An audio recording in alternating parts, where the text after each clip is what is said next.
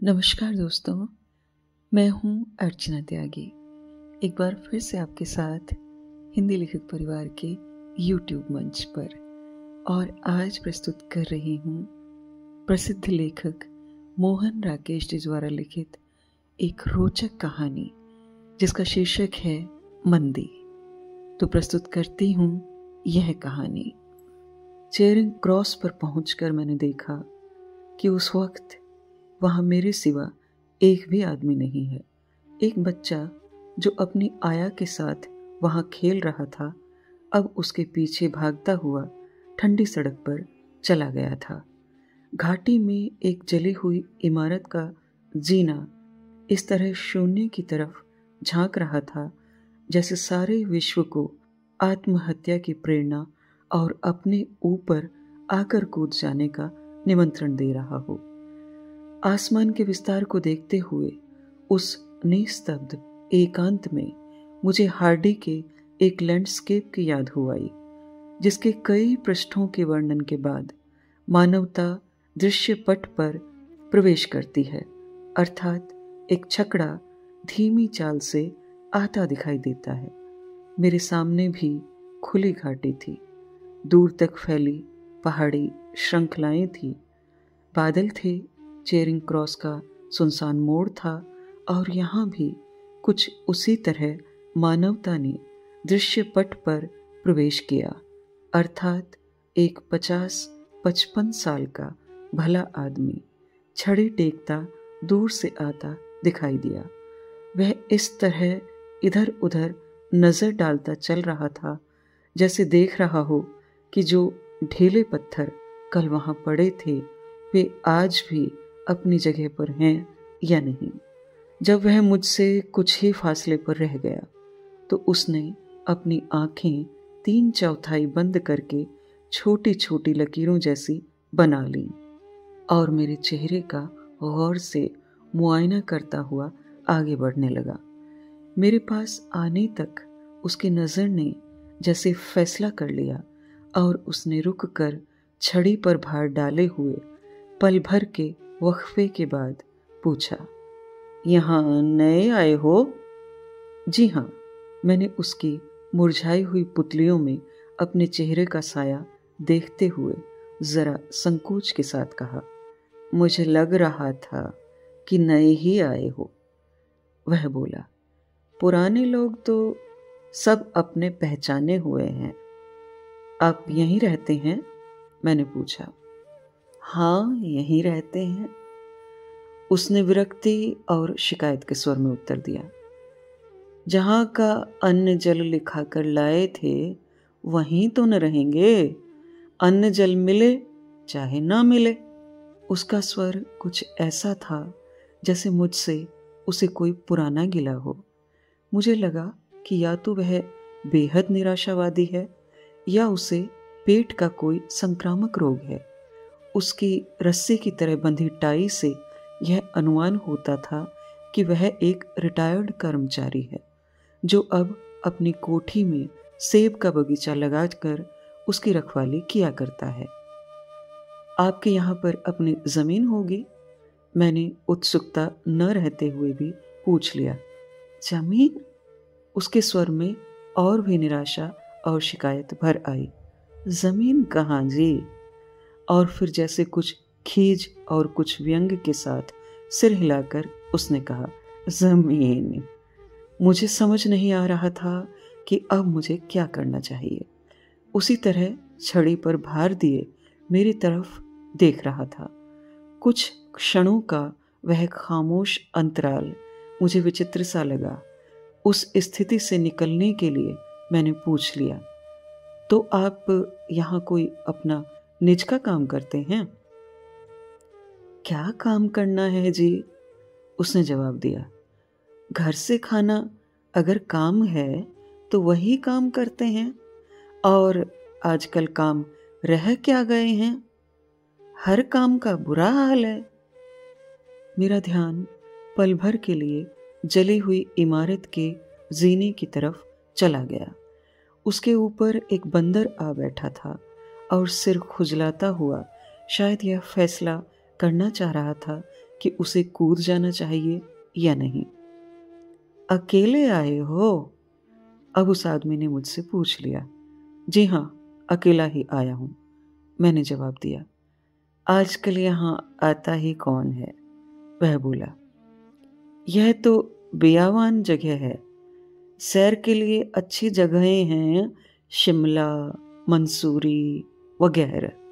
वहाँ क्यों नहीं चले गए? फिर मुझे उसकी पुतलियों में अपना साया नजर आ गया, मगर मन होते हुए भी मैं उससे यह नहीं कह सका कि मुझे पहले पता होता कि वहाँ आकर मेरी उससे मुलाकात होगी तो मैं ज़रूर किसी और पहाड़ पर चला जाता। खैर, अब तो आ ही गए हो, वह फिर बोला। कुछ दिन घूम फिर लो, ठहरने का इंतज़ाम कर लिया है? जी हाँ, मैंने कहा। कतलक रोड पर एक कोठी ले ली है। सभी कोठियां खाली पड़ी हैं, वह बोला। हमारे पास भी एक कोठरी थी, अभी कल ही 2 रुपये महीने पर चढ़ाई है। 2-3 महीने लगी रहेगी, फिर 2-4 रुपये पास से डालकर सफेदी करा देंगे। और क्या? फिर 2-1 क्षण के बाद उसने पूछा, खाने का क्या इंतजाम किया है? अभी कुछ नहीं किया, मैंने कहा। इस वक्त इसी ख्याल से बाहर आया था कि कोई अच्छा सा होटल देख लूं, जो भी ज्यादा महंगा ना हो। नीचे बाजार में चले जाओ, वह बोला। नत्था सिंह का होटल पूछ लेना, सस्ते होटलों में वही अच्छा है, वहीं खा लिया करना, पेट ही भरना है और क्या। और अपनी नहुसत मेरे अंदर भरकर वह पहले की तरह छड़ी टेकता हुआ रास्ते पर चल दिया। नत्था सिंह का होटल बाजार में बहुत नीचे जाकर था। जिस समय मैं वहां पहुंचा, बुढ़ा सरदार नत्था सिंह और उसके दोनों बेटे अपनी दुकान के सामने हलवाई की दुकान में बैठे हलवाई के साथ ताश खेल रहे थे। मुझे देखते ही नत्था सिंह ने तपाक से अपने बड़े लड़के से कहा, उठ बसंते, ग्राहक आया है। बसंते ने तुरंत हाथ के पत्ते फेंक दिए और बाहर निकल आया। क्या चाहिए साहब? उसने आकर अपनी गद्दी पर बैठते हुए पूछा। 1 प्याली चाय बना दो, मैंने कहा।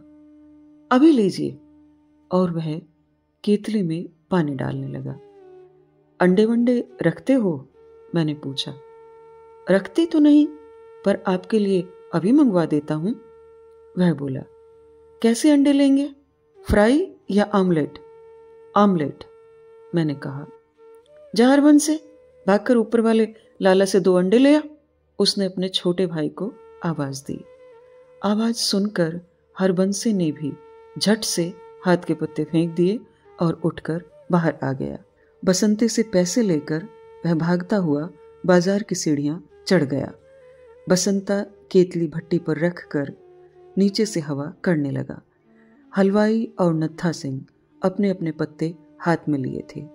हलवाई अपने पाजामे का कपड़ा उंगली और अंगूठे के बीच में लेकर जांघ खुजलाता हुआ कह रहा था, अब चढ़ाई शुरू हो रही है नत्था सिंह। हाँ, अब गर्मियां आई हैं तो चढ़ाई शुरू होगी ही, नत्था सिंह अपनी सफेद दाढ़ी में उंगलियों से कंघी करता हुआ बोला। 4 पैसे कमाने के यही तो दिन हैं। पर नत्था सिंह, अब वह पहले वाली बात नहीं है, हलवाई ने कहा। पहले दिनों में 1000-1200 आदमी इधर को आते थे, 1000-1200 उधर को जाते थे, तो लगता था कि हाँ, लोग बाहर से आए हैं। अब आ भी गए 100-50 तो क्या है, 150 की भी बड़ी बरकत है, नत्था सिंह धार्मिकता के स्वर में बोला। कहते हैं आजकल किसी के पास पैसा ही नहीं रहा, हलवाई ने जैसे चिंतन करते हुए कहा। यह बात मेरी समझ में नहीं आती। 2-4 साल सबके पास पैसा हो जाता है, फिर एकदम सबके सब भूखे नंगे हो जाते हैं, जैसे पैसों पर किसी ने बांध बांध कर रखा है। जब चाहता है छोड़ देता है, जब चाहता है रोक लेता है। सब करने करतार की है, कहता हुआ नत्था सिंह भी पत्ते फेंक कर उठ खड़ा हुआ। करतार की करनी कुछ नहीं है, हलवाई बेमन से पत्ते रखता हुआ बोला। जब करतार पैदावार उसी तरह करता है तो लोग क्यों भूखे नंगे हो जाते हैं? यह बात मेरी समझ में नहीं आती। नत्था सिंह ने दाढ़ी खुजलाते हुए आकाश की ओर देखा, जैसे खींच रहा हो कि करतार के अलावा दूसरा कौन है जो लोगों को भूखे नंगे बना सकता है। करतार को ही पता है। पल भर उसने सिर हिलाकर कहा। करतार को कुछ पता नहीं है। हलवाई ने ताश की गड्डी फटी हुई डब्बी में रखते हुए सिर हिलाकर कहा और अपनी गद्दी पर जा बैठा। मैं यह तय नहीं कर सका कि उसने करतार को निर्दोष बताने की कोशिश की है या करतार की ज्ञान शक्ति पर संदेह प्रकट किया है। कुछ देर बाद मैं चाय पीकर वहां से चलने लगा तो बसंते ने कुल 6 आने मांगे। उसने हिसाब भी दिया। 4 आने के अंडे, 1 आने का घी और 1 आने की चाय। मैं पैसे देकर बाहर निकला तो नत्था सिंह ने पीछे से आवाज दी, भाई साहब, रात को खाना भी यहीं खाइएगा। आज आपके लिए स्पेशल चीज बनाएंगे, जरूर आइएगा। उसके स्वर में ऐसा अनुरोध था कि मैं मुस्कुराए बिना नहीं रह सका। सोचा कि उसने 6 आने में क्या कमा लिया है जो मुझसे रात को फिर आने का अनुरोध कर रहा है। शाम को शहर से लौटते हुए मैंने बुक एजेंसी से अखबार खरीदा और बैठकर पढ़ने के लिए एक बड़े से रेस्तरां में चला गया। अंदर पहुंचकर देखा कि कुर्सियां, मेज और सोफे करीने से सजे हुए हैं, पर न तो हॉल में कोई बैरा है और न ही काउंटर पर कोई आदमी है। मैं एक सोफे पर बैठकर अखबार पढ़ने लगा। एक कुत्ता जो उस वक्त सोफे से सटकर लेटा था, अब वहां से उठकर सामने के सोफे पर आ बैठा और मेरी तरफ देखकर जीभ लपलपाने लगा। मैंने एक बार हल्के से मेज को थपथपाया, बैरे को आवाज दी, पर कोई इंसानी सूरत सामने नहीं आई। अलबत्ता कुत्ता सोफे से मेज पर आकर अब और भी पास से मेरी तरफ जीभ लपलपाने लगा। मैं अपने और उसके बीच अखबार का पर्दा करके खबरें पढ़ता रहा। उस तरह बैठे हुए मुझे 15-20 मिनट बीत गए।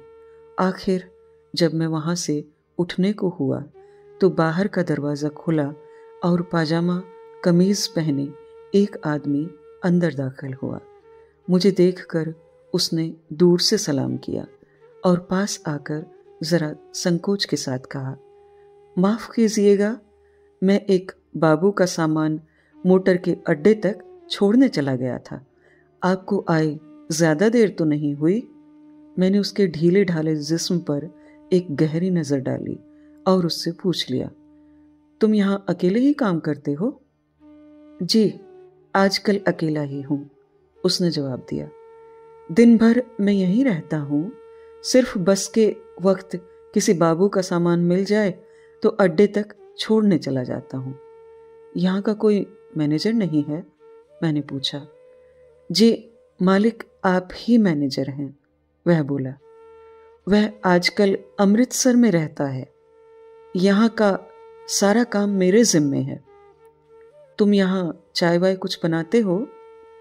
चाय, कॉफी, जिस चीज का ऑर्डर दें वह बन सकती है। अच्छा, जरा अपना मेन्यू दिखाना। उसके चेहरे के भाव से मैंने अंदाजा लगाया कि वह मेरी बात नहीं समझा। मैंने उसे समझाते हुए कहा, तुम्हारे पास खाने पीने की चीजों की छपी हुई लिस्ट होगी, वह ले आओ। अभी लाता हूं जी, कहकर वह सामने की दीवार की तरफ चला गया और वहां से एक गत्ता उतार लाया। देखने पर मुझे पता चला कि वह उस होटल का लाइसेंस है। यह तो यहाँ का लाइसेंस है, मैंने कहा।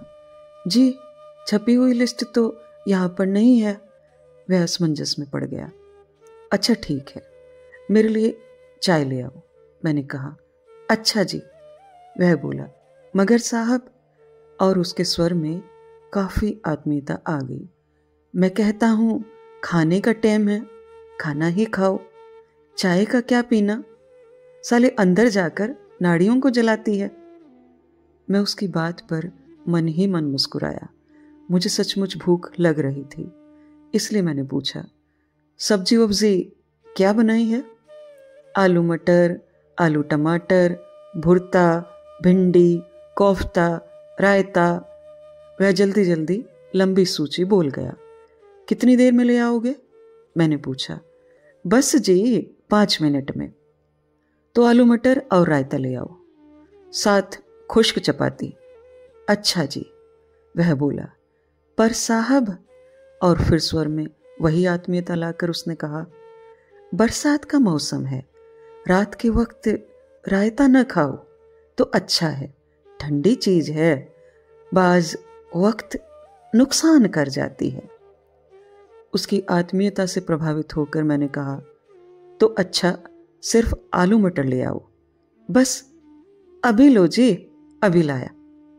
कहता हुआ वह लकड़ी के जीने से नीचे चला गया। उसके जाने के बाद मैं कुत्ते से जी बहलाने लगा। कुत्ते को शायद बहुत दिनों से कोई चाहने वाला नहीं मिला था। वह मेरे साथ ज़रूरत से ज़्यादा प्यार दिखाने लगा। 4-5 मिनट के बाद बाहर का दरवाज़ा फिर खुला और एक पहाड़ी नवयुवती अंदर आ गई।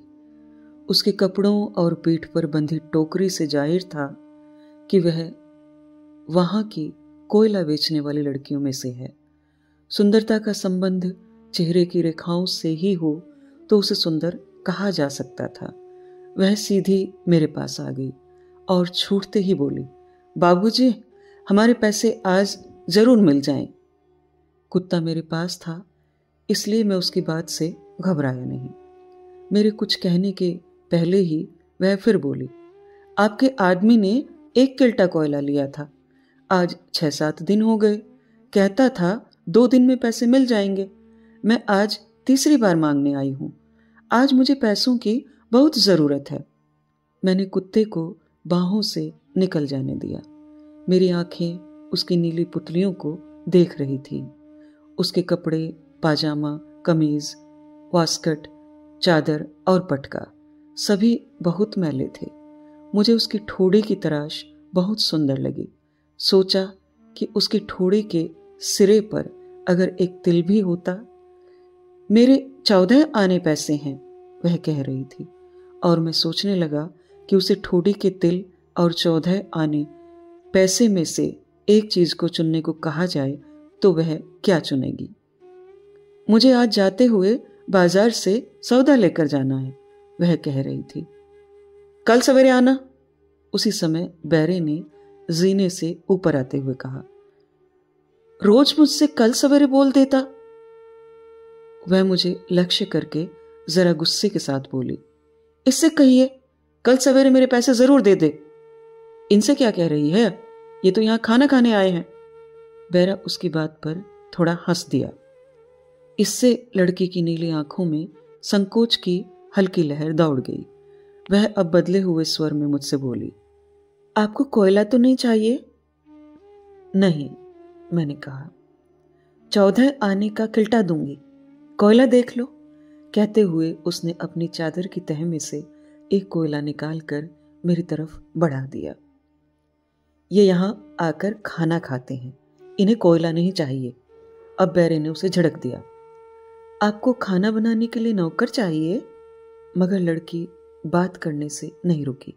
मेरा छोटा भाई है, सब काम जानता है, पानी भी भरेगा, बर्तन भी मलेगा।